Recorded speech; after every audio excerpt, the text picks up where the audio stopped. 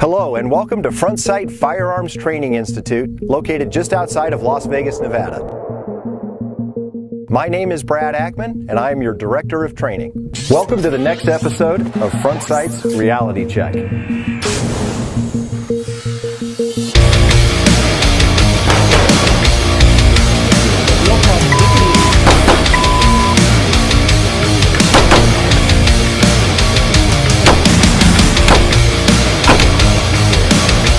In the Reality Check series, we take a look at real-world lethal encounters, and we diagnose them for you so you can tell what was done right and what was done wrong. And more importantly, we give you some key insight to how your training at Sight directly corresponds to those type of encounters. The video you are about to see contains violent images and is intended for a mature audience only. Viewer discretion is advised.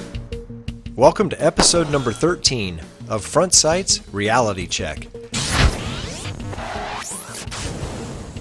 In the last 7 episodes of Reality Check, we have featured gunfights, which were won by the good guys. Well, this episode ends that winning streak. This is a video from a convenience store robbery in Brazil in May of 2015.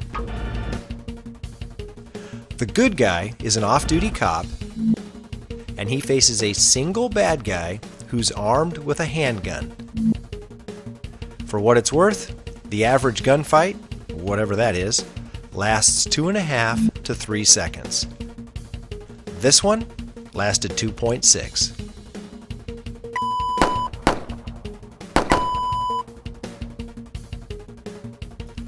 As I watch this video, the fundamental question I ask is, why?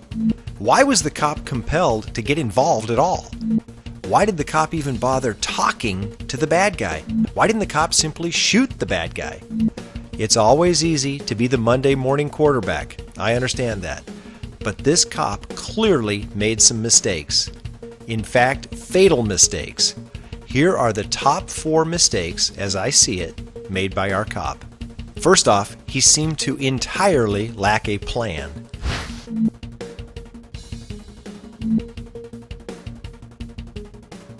Confronting the bad guy while standing completely in the open isn't much of a plan.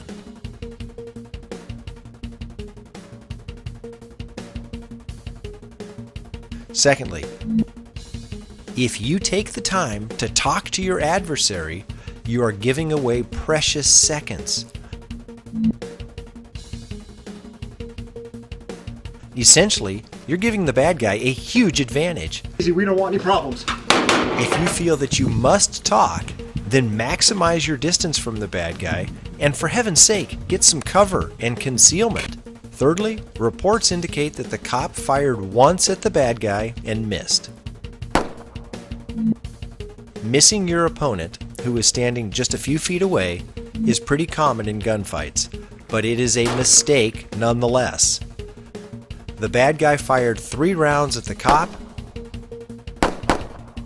and got hits, as clearly indicated by the arterial spurts of blood on the white tile floor. Lastly, the cop tried to use the innocent bystanders as cover and concealment. What lunacy! The bad guy even showed more compassion for the innocent bystanders by stepping around them before shooting the cop. These 4 mistakes cost the cop his life. The good news is, these mistakes can all be prevented with proper training. In other words, don't you make these mistakes. Get proper training, or 2.6 seconds later, you'll wish you had.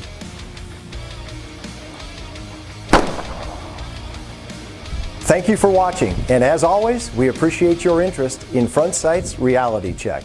Like and follow us on Facebook, Instagram, and Twitter, and subscribe to our YouTube channel to catch the next episode of Sight's Reality Check.